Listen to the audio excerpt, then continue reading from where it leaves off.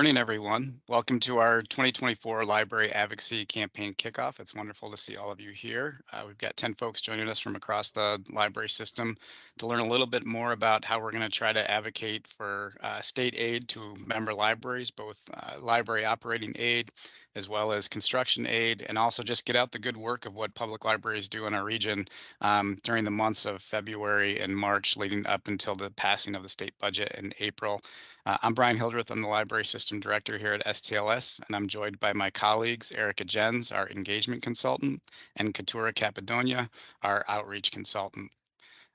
Just to give you an overview of the things that we're going to be talking about today, we're going to go through the state of the advocacy season in terms of like what we're facing right now with the executive budget proposal, and then we're going to also talk about um, we're going to talk about the ways that we need to engage with our community to help member libraries, talk through the different types of things that are going on in our libraries and sharing that out through social media, and how we connect with our elected officials at the state level to help them understand that library funding is really important and that all of you are really doing good work. Can we click to the next slide? Excellent.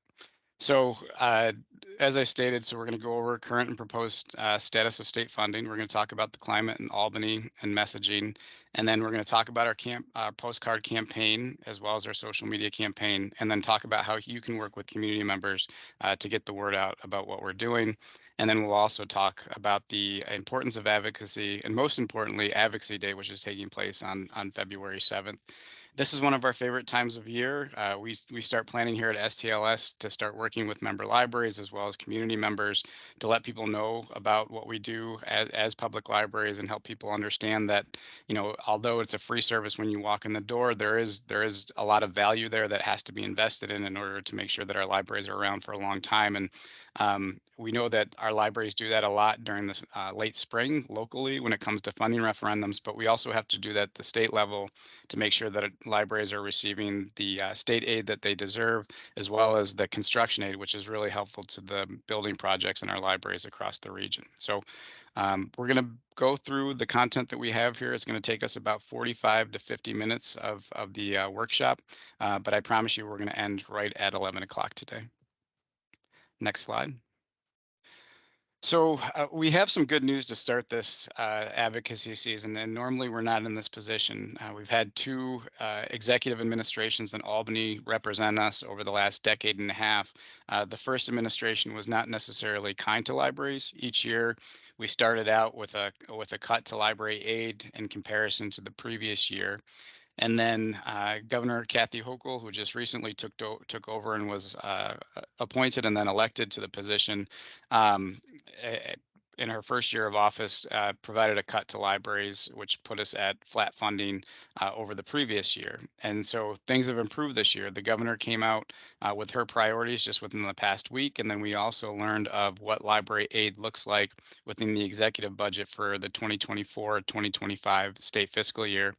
And I'm proud to report it's actually good news. So it's a 2.48% increase over what we received in 2023. So what that would mean is member libraries would receive about a 2.5% increase in local library services aid. The central library would receive a 2.5% increase in central library aid, and then the library system will also receive that 2.5% increase. The governor also left construction aid levels at where they were at in 2023, which is really good news for those libraries that are looking at construction aid projects in 2024 and 2025. So we're excited about that. We're standing on a really good foundation, which is not where we're standing normally this time for the last decade and a half. So we're excited about that, and that's something that we should celebrate. But the truth is library funding is still not at where it needs to be. You can see right now, the last time that libraries were funded as written in education law, which is a little bit over $104 million for this upcoming fiscal year, was back in 2008, 2009. So that was long prior to the Great Recession. And then the other thing is library funding has never been adjusted for the way that libraries provide services in the 21st century. So Internet was inserted into our service model, and you can imagine all the technology, devices, equipment, infrastructure that takes place at all 48 of our library sites, as well as Southern Tier Library System, to make that 21st century technology available. And there has been no adjustment in state aid since the internet was put in our service model. So we're still operating at funding levels that are equivalent to the 1990s, but yet we're going into 2024. So there's still a lot to advocate for when we meet with elected officials on February 7th. There's still a lot to advocate for as we go into advocacy season. So as member libraries are sharing out their stories and the good work that they're doing through the voices of their patrons, and then also as we're reaching out to elected officials and meeting with them, we have a lot of talking points that lend to the good work that libraries do, and also to the fact that we've just been grossly underfunded by the state since at least the 1990s. So it's been multiple decades that we've been in this position. The other good news that I do want to share, and it's not up here on this slide, is we've been having conversations within our library system about the cut of Novel New York, which is funded by the New York State Library. And we received notification back in late 2022, early 2023, that the state library was going to phase out this service. Is going to phase out this service between then and June 30th, 2024. The good news is the governor put in her proposal $3 million of funding to continue Novel New York. Now, it's important to note that that $3 million only funds Novel New York for 1 year. So we look like if the governor's proposal goes through and our elected officials, both in the Senate and the Assembly, keep that funding in place, then we will at least see Novel New York in place until June 30th, 2025. So that's a good thing. So that's kind of where we're at in terms of past and present funding. We have a lot of work to do, even though the governor's proposed an increase. We're grateful for that, but we need to do better. So the climate in Albany, we're actually surprised. I put this slide together before we learned about the governor's funding. I didn't change anything of it from it because of the governor's funding, because it's all still true. The governor issued a memo back in the summer as different departments across the state were putting their budget together for this fiscal year.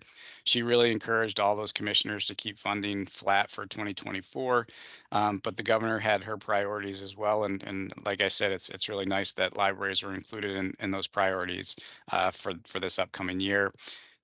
We have a multi-billion-dollar budget shortfall within the state. The money that the federal aid that the money's received due to COVID relief has dried up. And as the Department of Budget and both the legislature as well as the executive branch have been looking at funding for the next 3 years out, they still look at a multi-billion-dollar deficit for not only this year, 2024 and 2025, but all the way projected out to 2027. So it's going to be a tough road for us to travel in terms of trying to get anything above what the governor requested, just because of this economic climate. So we're doing the postcard campaign again this year. I think most of the folks on the call will be familiar, but I'll talk about it now for anybody who isn't. We want to make sure that our legislators across the region hear from our library supporters, especially those folks who won't be traveling on the bus to Albany with us. And the postcards give folks a way to make sure that their legislators receive a note from them directly, letting them know how much they love their local library and encouraging them to provide support. So yesterday afternoon, these went out in delivery. So you'll be receiving your stacks of postcards over the next couple of days in your green pouches. So please keep an eye out or chat with the folks who unpack those delivery bags to make sure they find these. And loop in your staff as well. Make sure everybody's aware of this campaign. Eric, thanks for pointing out Southeast Bend received theirs today. That's great news. So you'll receive your stacks of postcards, and please do make them available to your patrons. There are a variety of ways that you could do that. You might set up a display with a collection box with a stack of fresh cards, and folks can turn in their completed cards into the collection box. You could put out some fun pens and markers. We often see that sometimes children will color little pictures and drawings on the postcards, which is really cute, and it makes the postcard just a little bit more personal and I think exciting for the legislator to see. So providing those materials might encourage folks to write a little note or include a drawing or give one to their child to submit as well, which can be fun. And maybe you feature an example or a couple of anecdotes from community members about how much they love their library or why they want their legislator to support library funding, just to give folks an idea of what they might include on the postcard. Another idea is that you include a stack or keep a stack of postcards at your circulation desk. Hand one to each person that comes to check out books. Make sure they have the opportunity to fill one out and turn it back into you. Perhaps at a story time, you've got adult caregivers in the room, little ones are doing the story or a craft afterward or something like that. While the little ones are occupied, you could hand out postcards to all of the adults in the room, ask them to add their signature in their county, and then collect them at the end of the program. The same would go for a book club or any other program you're offering. Please do take every available opportunity to get postcards signed by folks in your community. If you have a board meeting coming up, and you all do, you could give one to each of your trustees and ask them to sign at the meeting, collect those signed postcards, and then send your trustees home with 2 postcards apiece. They can go and connect with folks in the community, their peers, ask them to get signatures on 2 postcards each, and then you've collected 3 from each of your trustees, and that will really increase the amount that you're able to get at your library. We ask that you all take an active role in the postcard campaign. Don't just set them out on a table and hope they'll get signed. Please really do that work to get these postcards signed by your community members. We at STLS then, when you send them back to us, we'll sort them by legislative district. And then our goal is always to just send a really massive envelope full of postcards to our legislators so that they end up as a big pile of library supporters on their desk right before the final budget goes through, and they can see just the sheer number of folks in our communities that support libraries and want the legislator to support libraries as well, and to increase the funding for libraries and the important work that we do. When I mentioned that we sort them by legislative district, and you can see on the postcard on the slide, we do have a line for county, and we ask folks to include the county that they live in because that helps us sort the postcards by legislative district. But what helps us even more is when you, who are collecting the cards and sending them back to us, either use the manila envelope that we provide that is labeled with your library name. So collect all the postcards in that envelope and send them back as a bundle in the envelope to STLS. Or if you're sending them back, like Southeast New Bend, you guys get a lot of postcards. So if you're sending them back to us in groupings kind of throughout the couple months here coming up, it's okay to bundle them together with a rubber band or in a plastic bag or whatever it is, but just make sure that you please label them with your library name. That really helps us when they come through the delivery and folks are unpacking the delivery bags. They're all bundled nicely together and they have the library name where they came from. And it really is helpful for Katura and I and other folks on staff when we're sorting those postcards to know where they came from. So just make sure that you label them, they're not loose in the bag, and you'll be doing us a great favor. We really appreciate that. We also know that a physical postcard or coming into the physical library building just isn't possible for some folks, or maybe it's not how they interact. Maybe they just use Libby and they never come into your building. So we do have a digital postcard again this year. The link is there on the screen, and I'll post it in the chat in just a little bit. So that you can have it. It's also attached to a QR code on a flyer that I sent out with the stack of postcards that you'll all be receiving. You can post that flyer at the door to the library, at the circ desk, somewhere where folks will see it. So if they do prefer the digital format when they're in your space, they can scan that QR code, but then you can also post the link to the digital card on your social media account. You could post it on your library website, and I do encourage you to post about advocacy in both of those places. I've created a folder, which I'll talk about in a little more detail later, with some materials for you to be helpful in that regard. Postcards are due back to STLS by Friday, March 8th. That's a little bit sooner than typical. We usually were looking toward the end of March, but you might have noticed that Advocacy Day is also a lot earlier this year, so our timeline's just bumped up a bit. But you've got those postcards now, and you've got until Friday, March 8th to get signatures on them. So please do, and we look forward to receiving those and then sending those big stacks of postcards to our legislators. Are there any questions about postcards, or does anybody have an example of like a great campaign that you've done where you've gotten a lot of signatures through something successful like a display or having them at the circ desk that you'd like to share? Louise, I see you. Yeah, a few years ago, I think before you started doing this particular postcard, we did one at Southeast New Bend that was way more open-ended. It just said, I love my library, and there's a lot of room for people to write on. But we actually had board members take turns sitting at a table as people entered the library. asking them to share. And we, as you said, little kids wrote messages, and it was terrific. And people were really happy to do it. And they sort of would stop by the table to see what was going on. So we were able to get a lot that way. I think that's a great idea. I know you guys are doing good work with postcards. If you do that again, I'm sure it would be very successful. And I appreciate the work that everyone does to get those postcards signed. I want to mention the digital postcard campaign, even though it is digital, at the end of the session when on Friday, March 8th, I print out all of those digital cards as well. So don't think that the digital card doesn't have impact. It really does. I print out a copy of every single digital card that's submitted and add that to the weight of the physical postcards that go to our legislators as well. So they both avenues are valid and impactful, and we appreciate the work that you all do to get the word out about those and get those signatures back for us. So we'll also be doing the Library Love on Social Media campaign. So we've in the past have sent out some version of the flyer that you see on the screen that says I love libraries across the Southern Tier. And this is in the vein of the I love my library selfie campaign. So sometimes folks will have a sign that says I love my library and they'll hold it up and take a selfie. Selfies are not required. Folks can certainly provide assistance in taking photos, but we do hope that you'll use the sign provided and get those I love my library selfies and then post them to social media and tag STLS. When you tag STLS, I get a notification that you've put these photos up online, and then I can share them to our page and then tag the whole group of our legislators. And I do that for each grouping of photos so that they can really see, again, look how many folks across the system and you're in the region that you serve support libraries and want you to support libraries. So working with your staff to make sure they're aware of this campaign, and then also interacting with patrons, volunteers, staff themselves, your trustees, making sure that everybody has an opportunity, if they're comfortable taking a photo with this sign, to have their photo taken and then put that up online.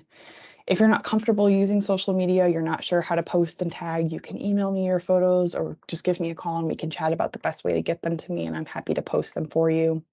Just make sure, again, you can see STLS. Our social media tag is the same across all platforms. It's @SoTierLibSys, so make sure to tag us. And then we're using the same advocacy hashtags this year that we've used in the past. Hashtag libraries are for everyone and hashtag fund libraries. NYLA has a campaign this year. They're using the 3-word slogan, fund, protect, empower. You can also include that if you'd like. But if it gets overwhelming, don't worry. Like I said, STLS will share what you post. I'll include the NYLA language and I will tag all of our legislators on your behalf when I share these. And just really make sure to flood our legislators and our social media feeds with all of this information. And this year, you can see the advocacy logo was on the slide at the beginning of today's session. It's here as well on this poster. Libraries are for everyone with the rainbow triangles behind it. Katura made an awesome holographic sticker of that logo, and we sent copies out with the postcards. And we encourage you to, if folks do take a picture with the selfie sign or the I love my library sign, please give them a sticker. We hope that they'll spread the word and the library love by putting those stickers out and about on their water bottles or their laptops or wherever folks are using stickers these days. So as a little reward for taking a photo and agreeing to have it posted online, we hope you'll give them a sticker. And if you need replenishment of postcards, of stickers, of signs, whatever it might be, we're here to support you. So please do reach out. You can just send me an email and I'm happy to work with you to get more of whatever you need. So I just wanted to gather the handles of all of our legislators in one place for you. There are Facebook, Instagram, and Twitter handles as they exist for these individuals here in this chart. So if you are interested in directly tagging your legislators and things that you post and you're not sure what their handles are, I have them here in this chart. And I have created a folder just like last year with advocacy resources. It went out in an email yesterday, and I'll post the link to that in the chat in just a bit here. But that folder includes this chart, so you can pull that information from the chart. I also included social media graphics, website headers, sample social media post text, the PDF of the selfie sign, things like that. So everything that you might need to increase your web and online presence for the advocacy campaign that we're doing. If you want to put something on your website or your social media accounts, I've put those things in that folder so that you can pull from them directly. And if there's something that I didn't put there that you'd like to see, I can create it for you. So please just, again, send me an email and I'm happy to work with you to make whatever you need. Yep. So you heard me mention in the introductions, one of the big things, in addition to you guys using your social media presence, as well as the digital and print postcards to engage with community members and help the community members rally around, supporting libraries during this time and put it on their elected officials' radar. All of you can really play a tremendous role in making sure that we're getting the word out, particularly into the offices of elected officials. This campaign here has been kind of the staple of what STLS has done for a very long time, and there's a reason for it. It's because it works. We have the form that we directly link to that we send to all of our members. We have almost 600 stakeholders across the system. So that's volunteers, friends, trustees, staff, directors, everybody and anyone that is serving in libraries in some capacity get these emails. And so what we're really doing is encouraging you to click on the link that takes you to a form to the New York Library Association's website. And that form is pretty self-explanatory in terms of how you fill that out. You provide your contact information, your email, your name, your contact information, where you live, and when you submit that form, which only takes a minute of your time of an entire day, and it goes directly to the offices of your elected officials. And then, as you can imagine, no, that doesn't go to the inbox of your elected officials, but it does go to the inboxes of all the aides that are representing those elected officials. And it is actually the job of those aides to make sure that they're feeding the information as to how many emails they get or how many forms they receive per day to elected officials. It's just part of that process of elected officials hearing from community members. And so, the more emails that we can send to our elected officials from our specific region, Allegheny, Chemung, Schuyler, Steuben, and Yates, is really helpful to the cause. We hear this time and time again. So when we make local visits to our legislators, when we go to Albany like we are on February 7th, or even when elected officials come to meet with you at your libraries for, the kickoff for summer learning programs or for ribbon cuttings for your construction aid projects, they tell us all the time that they know that we are well represented in Albany in terms of how people are advocating on behalf of our public libraries. The other thing that is helpful to us, and we know that this works, and also the Southern Tier members of the Southern Tier Library System are doing a really good job, is the New York Library Association keeps track of how many times elected officials are contacted by members of the community through that form process. And time and time again, from each year to the next, Southern Tier Library System is one of the strongest library systems in terms of contacting elected officials through this process of all the library systems in upstate New York, and particularly rural library systems. And I think that's something that we should take a lot of pride in. It shows that not only do we as individuals care about the work that we do, and we know that we need to advocate for them, it also means that we're reaching out to our community members and we're connecting with them, and we're helping them understand that contacting their elected officials is important. And those community members are doing it because they care about their library and they know that you guys need this funding to do the good work. So the email campaign is really important. You'll receive emails every other week. We promise we will not bother you weekly. We recognize sometimes those just get deleted anyway. So we are gonna bother you every other week from pretty much February 12th up until March 29th. So right after we get back from Advocacy Day in Albany on February 7th, you'll start receiving emails. Everybody that has an STLS email account, as well as any trustees in the system, please take action on them. And I'm going to talk a little bit more about our 4+4 campaign on our last slide here today, but it's really important. It takes a minute of your time. Contact the elected official. It's okay if you do it more than once. It's okay if you do it 6 times throughout the season. You're just checking a box to make sure that those elected officials know that library funding is on your radar, and you're making sure that it's on their radar as well. The phone call campaign is also something we do. We don't do it every other week, but we do it for like 2 weeks of each year. We encourage anybody that receives that email to just call the the number to the elected official's office. We provide you a script. All you have to do is when you call that number to the elected official's office is identify yourself, let them know where you live, and read directly from the script. You're not going to talk to any of our Senate or Assembly representatives. You're going to be talking to an aide who's responsible for answering those phone calls. They're going to hear what you have to say based on what you read from the script. They're not going to ask you any follow-up questions. If they do ask you follow-up questions, it might just be to confirm who you are and where you're calling from, just to verify that you are a constituent of that elected official. And then what they do on their end is they keep track of that throughout the day. And just like the email campaigns, elected officials are checking in with them and saying, what public interest groups are contacting us, who's raising their voice on behalf of what cause as it applies to the state budget. And when we make those phone calls, we've learned through the research that we've done when it comes to advocacy, those phone calls really have the biggest impact because, you can imagine what it looks like on a Tuesday when all of a sudden, let's say Senator O'Mara, who represents 4 out of our 5 counties, gets phone calls from dozens of advocates across our 5-county region, just saying that libraries are important. It only takes a minute to make that phone call. But Senator O'Mara is going to remember that when he's voting on the one House budget for library funding, and then also ultimately voting on the budget for what library funding looks like. And he'll also remember it on other things too, when it comes to special grants and aid, and making sure that they're supporting construction aid as well. So bottom line is look for those emails. They're going to come out every other week, starting the week of February 12th, leading all the way up to the passage of the budget. Please do your best to take action on them. At the very least, click on that link that takes you to the form to the NYLA's website. And if you can pick up the phone and make a phone call, I promise you, it'll make you feel good. Like I've done that before. I enjoy doing it, and it just makes you feel like you did something that's really important and helps advance the mission of public libraries. Great. I get to talk about one of the most fun parts of our campaign, which is the actual Library Advocacy Day bus trip. Um, Again, this trip is taking place earlier than normal. It's on February 7th this year, Wednesday, February 7th.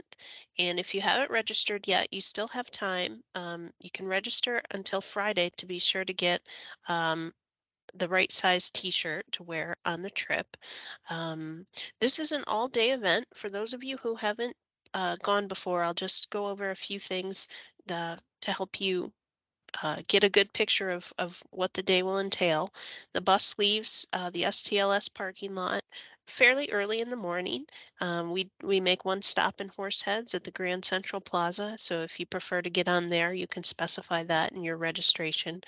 And then we take about a 4-hour drive to get down to Albany. So on the bus, we'll give you a little time in the morning to ease into the day, for some quiet time while we're getting started. And then we do some activities. We'll have a worksheet that you can use to prepare talking points for when we visit legislators, and we'll go over that. STLS provides snacks and water for the bus trip, so we will have those ready for you. When we get to Albany, we'll be let off in the near the legislative office building, and we walk through a big concourse.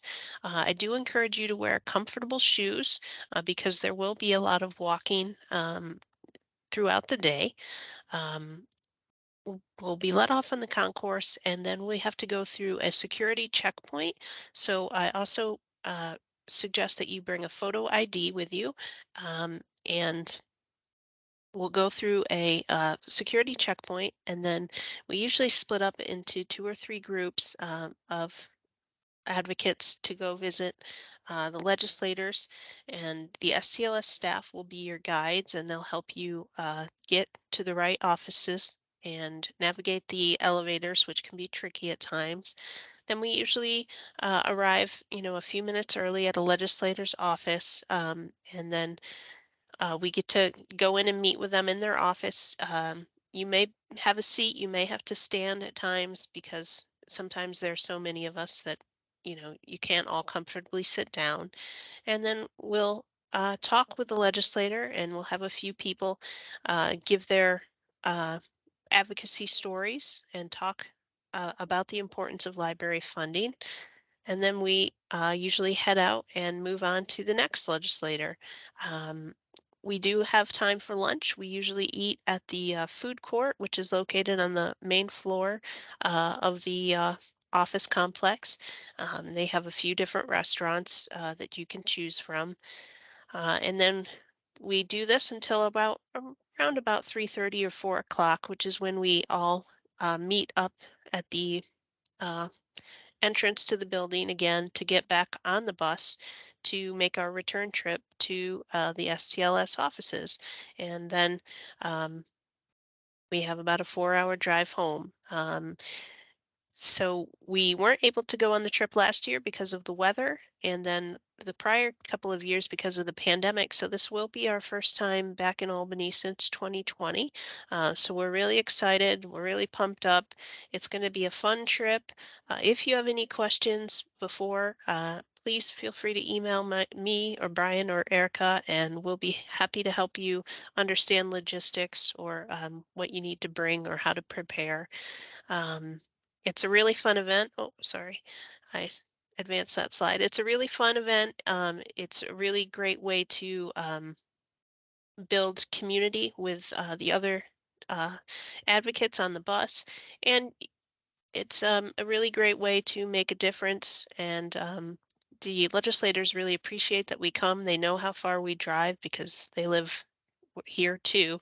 So they know that it's a big trip for us, and they really appreciate seeing all of us in their offices, and it really does make a difference. And it's really great if you can come, the more the merrier. So please feel free to sign up. And as I said, please sign up by tomorrow to make sure we get you the right size t-shirt. Good. Um, so we talked about the Library Day advocacy points early on and today. So just helping people understand like why it is that we're there. Library aid is extremely important. So just making sure that legislators know that like the majority of your funding for local libraries comes from your funding referendums, or if you don't have a funding referendum from some type of municipality. And so that's something that we help educate them on, but we also help them know that like for some libraries this is a big portion of their funding that helps subsidize their operating budget. So that comes to like their collection development or your programs or putting on your summer learning program. The biggest talking point a lot of times is construction aid, and elected officials like to talk about construction aid because it serves multiple purposes. One, it talks about um, just infrastructure by itself. So making sure that our library buildings are accessible, they're well maintained, they're energy efficient, and they serve the purpose of the community. They also like to hear about it is because it creates jobs within our communities. So there is certainly a point of there's a source of economic development there that they can also get behind.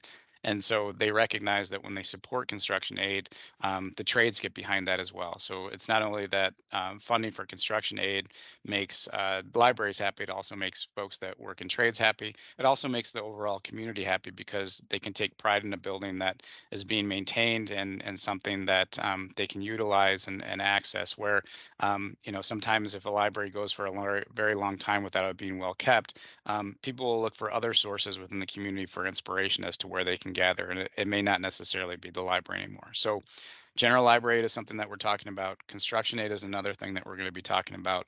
We also talk a little bit about Central Library Development Aid, and I think most of you know that Chemung County Library District is our central library, and they get a pot of money each year.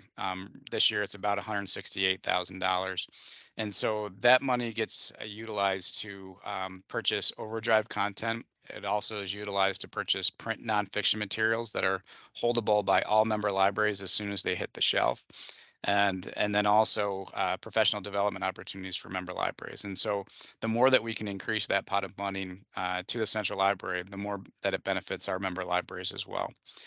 And then also the other thing that we talk about is just supporting the local library system. Southern Tier Library System is here in existence because of member libraries. Back in the 1950s, member libraries came together, particularly in our rural community and rural regions, and talked about the importance of having a cooperative library system to coordinate a lot of services. Now, the types of services that the cooperative library system provided at that time are very different than what those services are today. But I just have to throw out a few terms like integrated library system, digital catalog, internet connections, web hosting, delivery of materials to and from libraries, out of system interlibrary loan. And I do this for a living. Couture and Eric and I do this for a living, so we could talk on and on about that. But our system has received flat funding for 5 consecutive years. That's tough. And so, it's important that we advocate for that. So, because when you have a stronger system, it means that you can recognize, if not more services, you can improve the quality of the existing services. And that's something that we're always striving for every single day. So those are really the talking points this year, and also just hammering home the importance of Novel New York and making sure that not only is Novel New York funded for 2024 and 2025, but also setting the tone that we really should be making sure, based on the governor's proposal, we're funding Novel New York well beyond 2024 and 2025 with that $3 million proposal. So those are kind of our talking points going into advocacy season, and they're a lot of the same things that we talk about every year, but it's a consistent playbook that works from one year to the next that helps us get the funding that we deserve. So next slide. So I think we told you this was going to be about a 45 to 15-minute presentation at the beginning. We're getting there. I've got about 3 to 4 more minutes that I'd like to just share some key points with all of you. So advocacy makes a big difference. And as I heard Katura and Erica talking throughout the session, I kind of was jotting down some notes as somebody that's participated in Advocacy Day for a long time now. And, one of the things that I would hope member libraries connect with on Advocacy Day, and not just Advocacy Day in general, but participating in the overall campaign. So the print postcards, the digital postcards, the social media, all of that is good for your library. So, not only are you supporting aid to libraries through the state, most of you have votes that come up in May. And so making sure that you're on the radar of your community members and the value that you provide to community members through your collections and services and programs and outreach, you do that through that social media. I love my library. I love library social media campaign. And so, the more presence that you have on social media and demonstrate that value leading into what for a lot of you are April or May votes, that's a great way to kind of like kick off the season of bringing awareness to what you do and the value that libraries provide. The other thing that I took a note on is just it represents the strength of our system. I talked about, elected officials and NILA keeping track of the number of times that we contact them throughout the advocacy season. And we do that really well as a system in comparison to a lot of other systems in the state. And not that it's a competition, but it shows how much we're invested, not only in individual libraries, but how we also connect to the fact that we're all interconnected. And so, the strength of one member is also equal to the strength of all the other 47 members within the system. And so, when we have a lot of people that show up to Advocacy Day, and then also we have as many libraries as possible participating in that digital postcard campaign or that print postcard campaign and social media. And when we get as many people, all those 600 stakeholders across the system contacting elected officials, it shows that we care about the work, that we're committed to the mission, and it's not just about providing services, it's about advocating all year round for those services. And really not just being an advocate on behalf of our libraries, but being advocates on behalf of the people that we serve through our libraries. And we do this work. We've been doing it for a long time, and we know not everybody that comes into our library has a voice. And so that's part of our responsibility as people that lead libraries or work within libraries, is to make sure that we are the voice for people that don't have voices, so that we're providing them the services that they need to improve their quality of life, even if it's just the smallest amount. So that's kind of my stump speech as to why it's really important for us to do advocacy work. I'm encouraging you to all take the 4+4 pledge. I participate in it every single year. I know it's really up here more than anything else, but really is one, you as an individual do the thing. So, fill out a postcard, whether it's a digital or print postcard. Make sure your member library is participating in the social media campaign. And then also, sharing the contact forms or encouraging your trustees or your patrons or community members to contact their elected officials. And then in addition to doing all of that, as well as participating in an advocacy day, try to get 4 other people to do the same thing that you're doing. And that it just has an amazing ripple effect. And really, I think that we started a few years ago doing I think it was the 2+2 pledge, and then I upped it to the 3+3 pledge. Now we're doing the 4+4 pledge. And it's because we see the results. Like, we see more people participating in advocacy day each year. COVID set us back a little bit, but for the most part, we're averaging 20 plus people on that bus. If you went back maybe 15 years ago, we'd maybe bring 5, 7 people to advocacy day each year. We're now, we're almost hitting 25 people. We're maxing out the bus, and that, again, that goes back to that idea of system strength and buying into the overall strength and mission of our cooperative library system. But just encouraging people to participate in the program, and we can build it out from there each and every single year. So I think we're doing good on time. We said 10:45, so we're right there. I just want to thank everybody for participating with us today and being on this call. I know that all of you have busy schedules. It's cold outside, but what other better way to spend a Thursday morning than talking about advocacy work, and then also getting ourselves hyped up and pumped up to do the work. So I would encourage you, if you can, take some notes here today and think about how you can do this work, or work with some of your colleagues within your library to get the word out to our community members. And I just appreciate your guys' time and effort to consider it, because it really does make a difference. It's really important, and we love doing this. So, like, we enjoy being the cheerleaders for this process and taking folks to Albany, and we'll just try to make it the best possible experience for you, both for Advocacy Day as well as the overall advocacy campaign for 2024. And hopefully, when we come out on the other end, it's not a 2.5% increase for libraries. Maybe it's a 5% bump, and maybe a bump in construction aid. And also, we know Novel New York's funded at least up until 2025, and that would be a huge win for us, and that would have a lasting impact for a very long time. So thank you very much, everyone, for being with us. I really appreciate it.